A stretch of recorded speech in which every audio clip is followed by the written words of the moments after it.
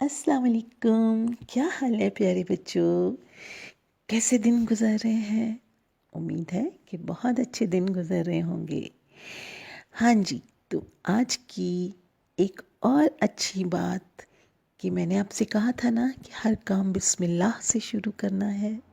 और आज की दूसरी बात, बच्चों, आपने जो भी काम शुरू करना है वो राइट हैंड से करना है।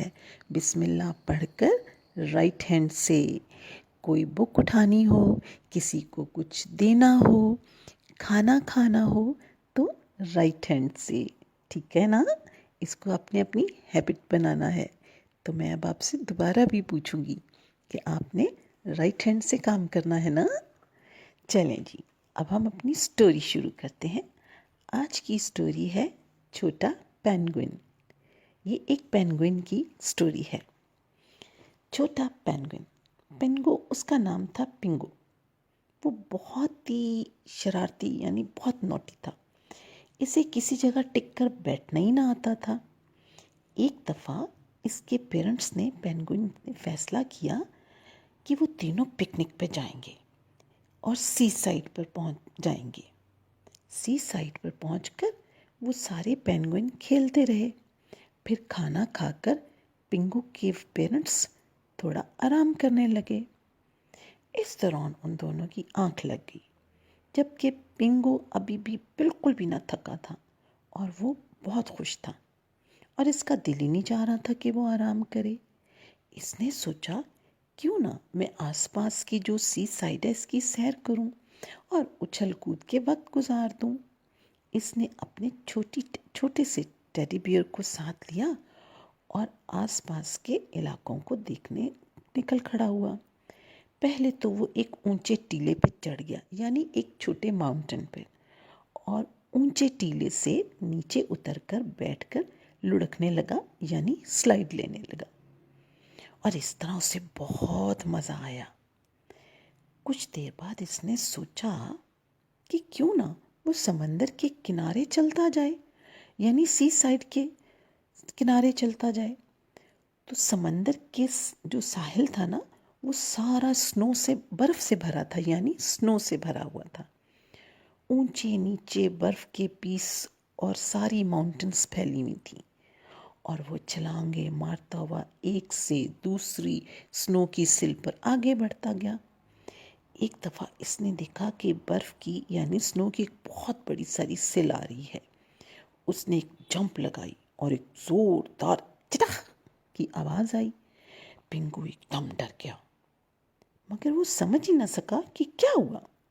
अब जो उसने इधर उधर नज़र दौड़ाई तो इसे समझ आया कि हुआ क्या था। दरअसल स्नो की ये जो सिल आ रही थी ना, ये उसी जगह से एकदम से क्रैक होकर दो पीसेस में बट गई।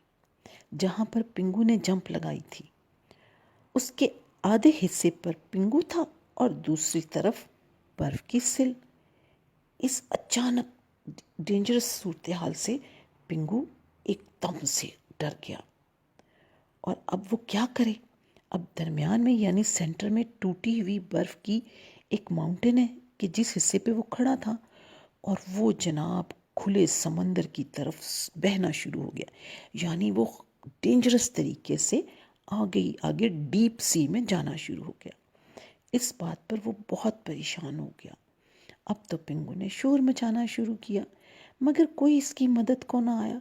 फिर जब इसने बहुत शोर मचाया, हेल्प हेल्प हेल्प, तो एकदम से सी में से तैरते हुए दो दरियाई घोड़े यानी हिप्पोपोटामस इसके करीब आए और पिंगू से पूछने लगे, क्या हुआ तुमको? क्यों शोर मचा रहे हो? इस पर पिंगू को थोड़ी सी हिम्मत हुई। इसने इन हिप्पोपोटामस यानी दरियाई घोड़ों को बताया कि इसके साथ हुआ क्या। उसने कहा, मुझे तैरना नहीं आता, अब मैं किस तरह अपने अम्मी अब्बू के पास पहुंचूंगा। ये कहते हुए पिंगू रोने लगा। अब हिप्पोपोटामस को समझ नहीं आ रही थी कि वो पिंगू की कैसे हेल्प करें। कुछ देर सोचने के बाद इनमें से एक बोला, हम ऐसा करते हैं कि इस स्नो की जो है जगह है, सिल है, इसको हम स्विम कराते हुए, धक्का देते हुए, पुश करते हुए वापस साहिल की तरफ लेके जाते हैं। फिर साहिल के करीब पहुंच के, यानी सी साइड के करीब पहुंचकर पिंगू जंप मारकर उतर जाए। जितनी आसानी से उन्होंने ये मशवरा दिया था, ये इतना आसान था नहीं। लेकिन इन दोनों दरियाई घोड़ों यानी हिप्पोपोटामस ने काफ़ी मुश्किल तक उन्हें पहुंचा ही दिया। और जनाब, पिंगू ने एक जंप मारी और वो साहिल पर धप से गिरा। इसने उठकर खुशी से जल्दी से हिप्पोपोटामस का शुक्रिया अदा किया और जल्दी ही अपने वालिदैन के पास लौट गया। और इसने तौबा कर ली कि वो अम्मी अब्बू को बताए बगैर कहीं नहीं जाएगा। तो प्यारे बच्चों, आपको पता है ना इसमें क्या लेसन है? इसमें ये लेसन है बच्चों कि आपने भी कभी भी, जिस तरह पिंगू ने अपने पेरेंट्स को नहीं बताया था ना, और वो कितनी बड़ी प्रॉब्लम में फंस गया था, अगर इसको हिप्पोपोटामस ना मिलते तो वो क्या करता? तो इसी तरह प्यारे बच्चों, आपने भी अपने पेरेंट्स को बताए बगैर कहीं भी नहीं जाना। पेरेंट्स को बताए बगैर आपने किसी से कोई चीज़ भी नहीं लेनी। कहीं भी जाना हो तो आपने अपने पेरेंट्स को बताना है और उनसे परमिशन लेनी है।